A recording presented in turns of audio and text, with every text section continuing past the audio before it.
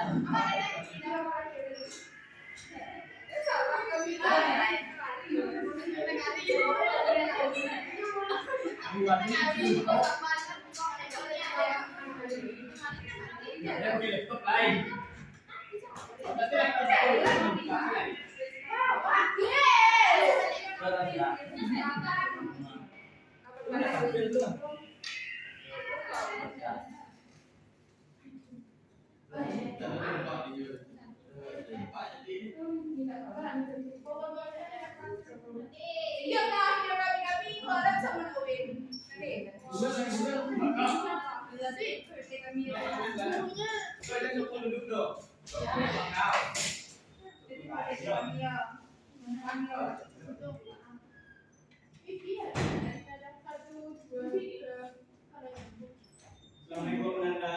Waalaikumsalam warahmatullahi wabarakatuh. Bagaimana keadaan sehat? Alhamdulillah. Baiklah, hari ini kita akan melanjutkan materi yang kemarin.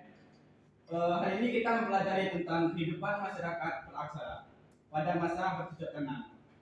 Anda semua paham tentang kehidupan masyarakat pada masa aksara itu? Tidak. Kalau belum, baiklah, Bapak akan menjelaskan sedikit tentang masa bercocok tanam pada masa praaksara. Masa praaksara dimulai sejak tahun 10.000 tahun yang lalu bersama dengan zaman Megalithicum. Jenis manusia pendukung dari periode ini adalah Proto-Melayu. Antara lain suku Dayak, Toraja, Sasak, dan Nias. Masa bercocok tanam sering disebut juga sebagai masa revolusi kebudayaan karena terjadi perubahan besar sehingga berbagai gerak kehidupan masyarakat peraksara terjadi. Sampai di sini Anda paham? Baiklah, kehidupan ekonomi pada masa bercocok tanam yaitu secara ekonomi manusia purba pada periode ini telah berhasil mengolah makanannya sendiri.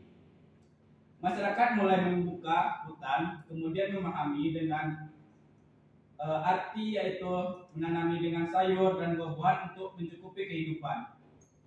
Sementara binatang buruan yang mereka tangkap mulai dipelihara dan diternak. Hewan yang diternak seperti kerbau, sapi, kuda, dan babi dan unggas.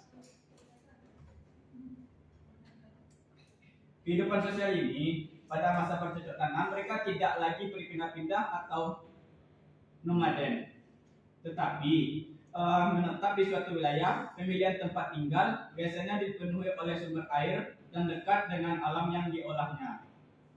Dan mereka hidup secara berkelompok dengan membentuk perkampungan kecil-kecil. Dan pada saat ini juga mereka tidak berpindah-pindah dan juga mereka membagi tugas. Seperti yang laki-laki membuat rumah dan yang perempuan akan merawat dan menghiasi dan menunjuk ketua suku yang memiliki aturan.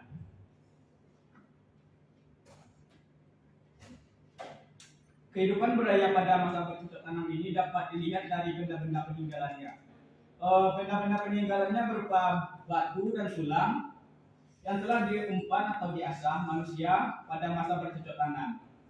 Diduga sudah mengenal pakaian terbuat dari kulit kayu dan kulit binatang. Sampai yang ini apakah ada yang perlu ditanyakan? Baik. Materi selanjutnya yaitu peninggalan pada masa bercocok tanam yaitu berupa bilyum persegi. Bilyum persegi ini adalah alat yang digunakan oleh orang pada zaman praksara, yaitu digunakan untuk berburu dan juga untuk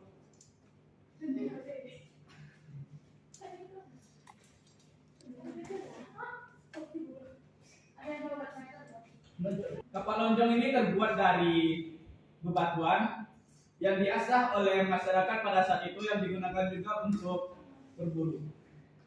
Ada juga yaitu alat-alat obsidian dan juga mata panah. Mata panah ini terbuat dari tulang-tulang hewan dan tulang-tulang yang ditemukan di hutan, diasah, yang akan dijadikan mata panah yang digunakan untuk berburu. Dan juga ada gerabah. Gerabah ini semacam alat masak yang digunakan oleh perempuan pada masa itu.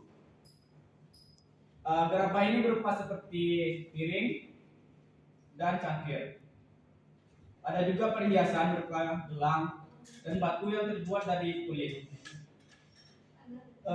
Perhiasan ini biasanya dipakai oleh perempuan untuk menghormati leluhur yang telah mendahului mereka. Ada beberapa ciri-ciri masa bercocok tanam ini. Tempat tinggalnya yaitu menyesuaikan tempat yang sudah menetap. Perubahan dari food cooking. Dan juga masyarakatnya mengenal bercocok tanam dan berternak. Sampai saat ini ada yang ingin bertanya? Ya. Kalau ada dipersilahkan, Bapak mau menjawabnya dulu.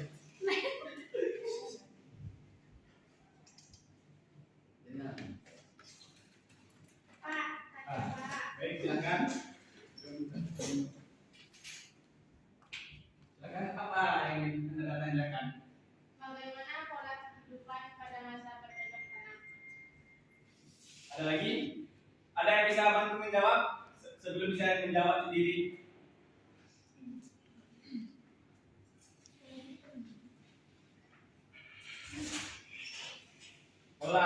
Baiklah. Tentang pola kehidupan yang dilaksanakan pada masa bercocok tanam, yaitu pada saat itu mereka sudah tidak berpindah-pindah, atau mereka lebih suka menetap di tempat sumber yang ada sumbernya seperti air dan dekat dengan air. Dan juga mereka mulai bercocok tanam itu seperti menanam sayuran dan buah-buahan yang untuk mencukupi kehidupan sehari-hari. Pak, ya, silakan Pak. Izin, silakan.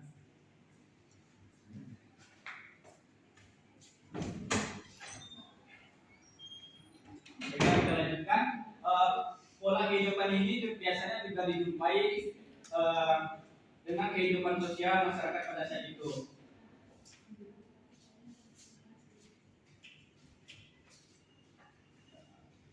Pada saat itu mereka tidak memindah-mindah lagi, yaitu lebih tepatnya nomaden, dan polanya lebih sering pada suatu wilayah.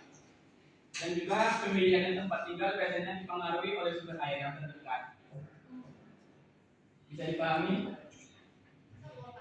Baik, dipersilakan. Alat-alat yang digunakan untuk pada masa bercocok tanam itu apa aja? Banyak adalah alat yang digunakan, yaitu seperti bidang persegi. Bidang persegi ini juga digunakan untuk bercocok tanam dan juga untuk berburu. Ada juga yang disebut dengan kapak lonjang. Kapak lonjang ini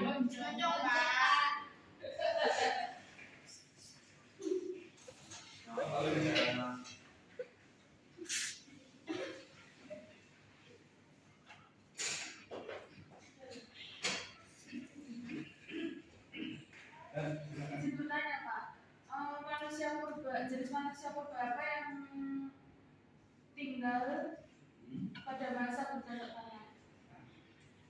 Manusia purba yang tinggal pada saat itu adalah manusia Neolitikum. Manusia ini bermulai sekitar 10.000 tahun yang lalu.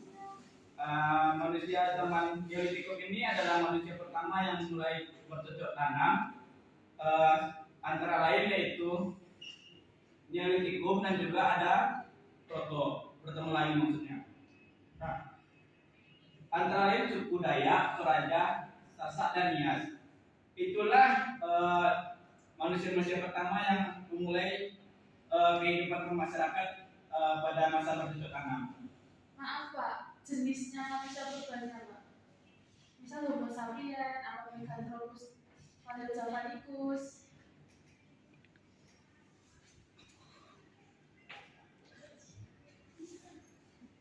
pada saat itu ya ialah Proto Melayu, diantaranya suku Dayak, Toraja, Nias, dan Sasak. Bisa dipahami? Masih, Pak. Teman-teman, ada yang ingin bertanya lagi? Kalau tidak ada, kita akhiri pertemuan kita pada hari ini.